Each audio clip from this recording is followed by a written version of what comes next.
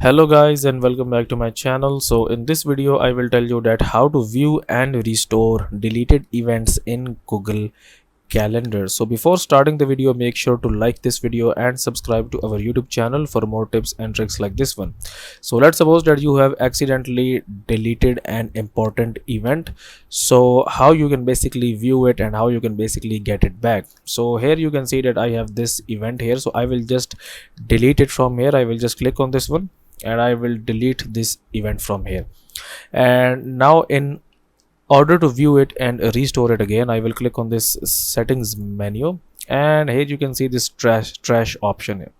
So you will click on this trash option here, and now it will show you all of the calendars that you have basically. Okay, so I have deleted this event from my this calendar here.